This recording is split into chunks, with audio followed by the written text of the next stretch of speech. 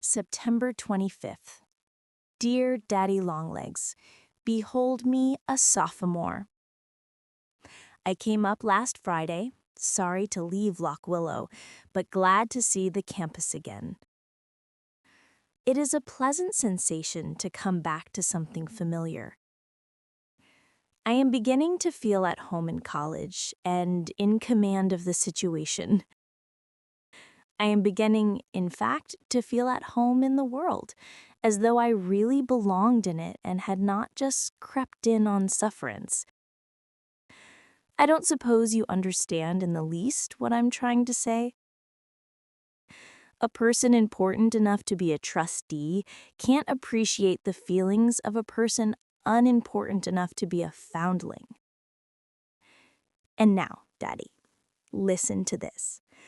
Whom do you think I am rooming with? Sally McBride and Julia Rutledge Pendleton. It's the truth. We have a study and 3 little bedrooms, voila. Sally and I decided last spring that we should like to room together, and Julia made up her mind to stay with Sally. Why, I can't imagine, for they are not a bit alike. But the Pendletons are naturally conservative and inimical, fine word, to change. Anyway, here we are. Think of Jerusha Abbott, late of the John Grier Home for Orphans, rooming with a Pendleton. This is a democratic country. Sally is running for class president, and unless all signs fail, she is going to be elected. Such an atmosphere of intrigue. You should see what politicians we are. Oh, I tell you, Daddy, when we women get our rights, you men will have to look alive in order to keep yours. Election comes next Saturday, and we're going to have a torchlight procession in the evening, no matter who wins. I am beginning chemistry, a most unusual study. I've never seen anything like it before. Molecules and atoms are the material employed, but I'll be in a position to discuss them more definitely next month. I am also taking argumentation and logic, also history of the whole world, also plays of William Shakespeare, also French. If this keeps up many years longer, I shall become quite intelligent. I should rather have elected economics than French, but I didn't dare because I was afraid that unless I re-elected French, the professor would not let me pass. As it was, I just managed to squeeze through the June examination. But I will say that my high school preparation was not very adequate. There's one girl in the class who chatters away in French as fast as she does in English. She went abroad with her parents when she was a child and spent 3 years in a convent school. You can imagine how bright she is compared with the rest of us. Irregular verbs are mere playthings. I wish my parents had chucked me into a French convent when I was little instead of a foundling asylum. Oh, no, I don't either, because then maybe I should never have known you. I'd rather know you than French. Good night, Daddy Longlegs. I must call on Harriet Martin now and, having discussed the chemical situation, casually drop a few thoughts on the subject of our next president. Yours in politics, J. Abbott. October 17th.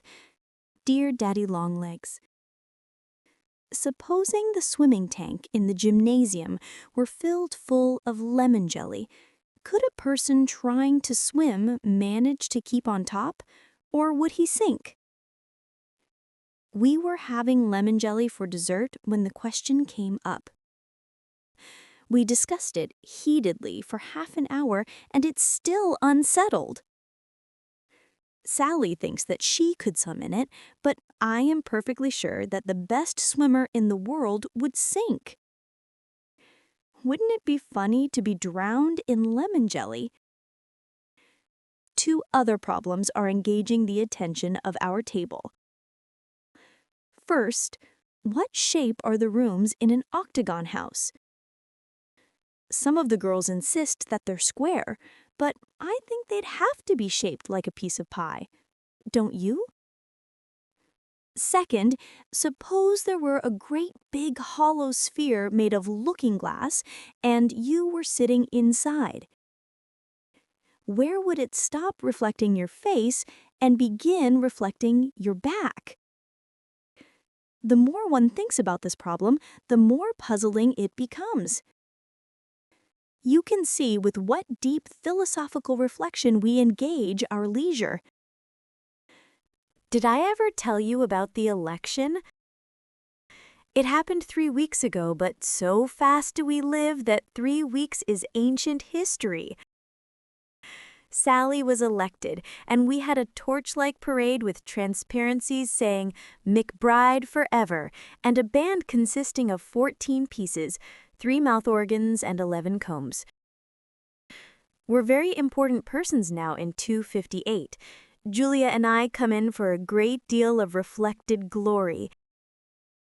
It's quite a social strain to be living in the same house with a president. Bonne nuit, cher daddy. Acceptez mes compliments. Très respectueux. Je suis votre Judy. November 12th. Dear Daddy Longlegs, we beat the freshmen at basketball yesterday. Of course, we're pleased, but oh, if we could only beat the juniors. I'd be willing to be black and blue all over and stay in bed a week in a witch hazel compress. Sally has invited me to spend the Christmas vacation with her. She lives in Worcester, Massachusetts. Wasn't it nice of her? I shall love to go. I've never been in a private family in my life, except at Lock Willow, and the Semples were grown up and old and don't count. But the McBrides have a house full of children, anyway, 2 or 3, and a mother and father and grandmother and an Angora cat. It's a perfectly complete family. Packing your trunk and going away is more fun than staying behind. I am terribly excited at the prospect. 7th hour. I must run to rehearsal. I'm to be in the Thanksgiving theatricals. A prince in a tower with velvet tunic and yellow curls. Isn't that a lark? Yours, J.A.